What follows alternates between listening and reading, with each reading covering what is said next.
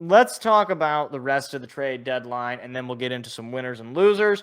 So I'll just real quick just run down these moves. These are not every move, but these are the moves that I thought were interesting or big, whatever you want to call it. So first things first, Eugenio Suarez goes back to Seattle for 3 total prospect, a couple of pictures, and a first baseman.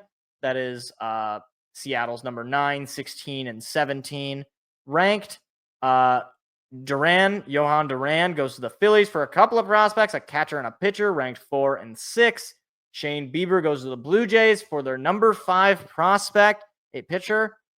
Mason Miller and JP Sears go to the Padres for the number 3 overall prospect in baseball, as well as a few other prospects, all in the top 17 of San Diego's system.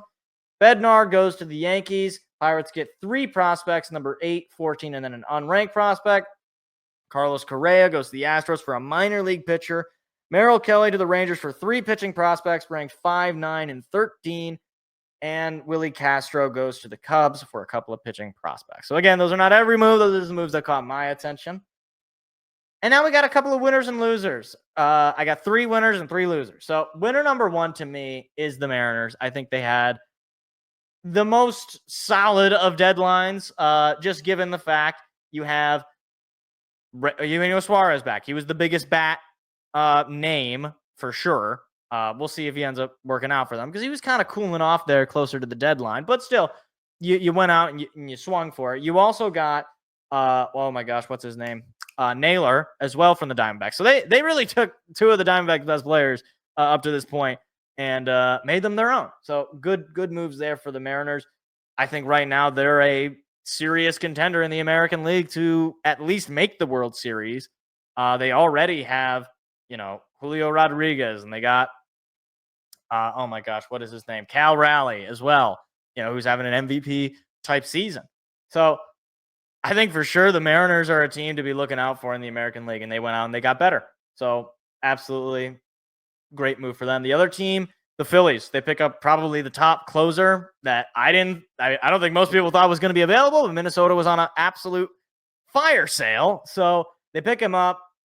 They give up 2 pretty big prospects, but it's Dave Dombrowski. He does not care about prospects, and knowing Dave Dombrowski's drafting ability, those prospects will probably actually not work out anyway. But they pick up one of the top closers. One of the other things about Dave Dombrowski teams, they usually don't have great bullpens, but they go ahead and they get probably the best bullpen pitcher right now outside of, honestly, it probably is one of the best right now. Maybe Aroldis Chapman. I think he's hurt, I'm pretty sure. But either way, going to be helpful for them in their playoff run because they're obviously going to make the playoffs, and they're needing to make a big run because they have, since losing that World Series to the Astros a few seasons ago, they have done nothing but get worse in the playoffs. So now immediately I feel like they are one of the 2 or 3 contenders there in the National League. Final winner I have.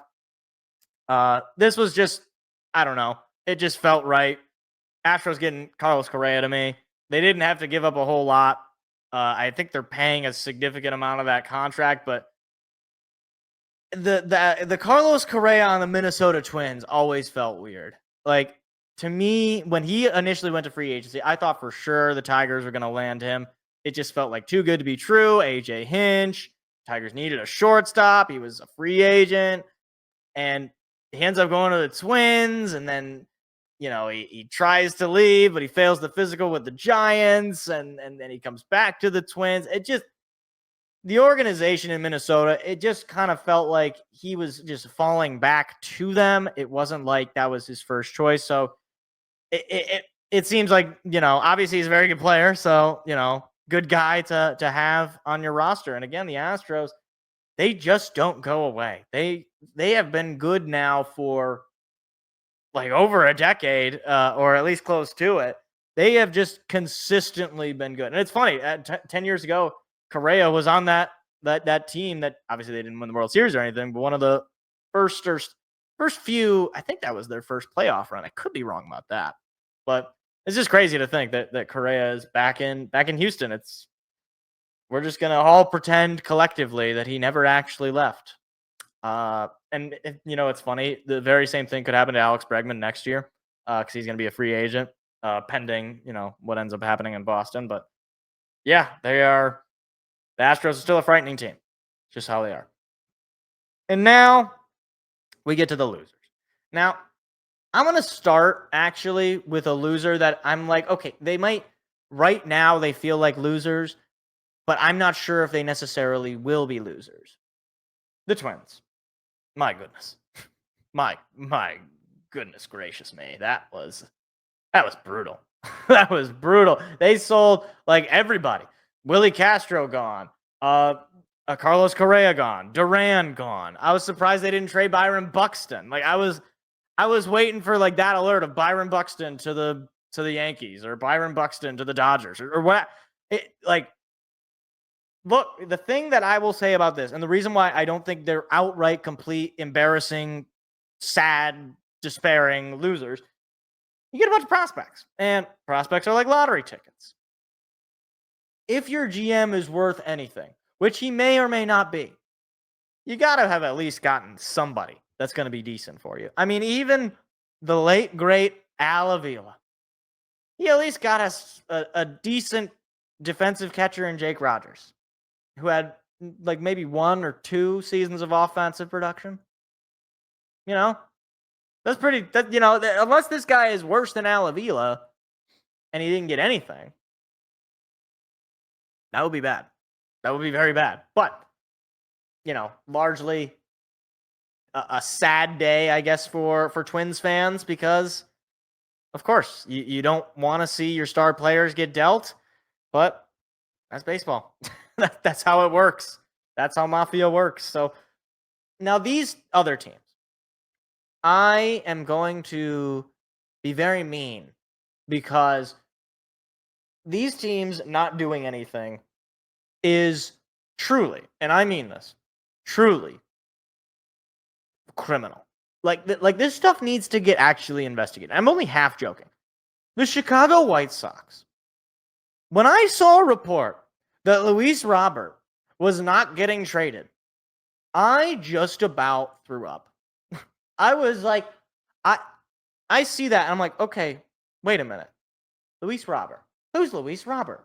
Well, let's take a look together, shall we? Luis Robert is not an amazing ball player, but not a bad ball player. He has, this year, not been too good. But he's only a few years removed from an all-star season. He's been a DH for a good amount of time. And look, could you have gotten a haul for him? No. No team is going to give him a major amount for him. But he's 28 years old, and he's a designated hitter who, a righty bat as well. You're telling me you can't even have gotten cash? I mean, he's not sticking around, right? He's a free agent. You're telling me no team would have wanted to get a guy who, at his peak, hit 38 home runs? Obviously, I know it's been a while since he's done that. Last year he really fell off from that 2023 season. Maybe they should have gotten rid of him in 2023. You can't, you can't cry over spilled milk. That ship has already sailed. But you're telling me there wasn't, even if it wasn't him, there's nobody that you wanted to get rid of on this White Sox team? Nobody that you couldn't even get rid of for cash. That is the bare minimum. You couldn't just say, please pay for us, give us some money so that we could not be so terrible. Nobody?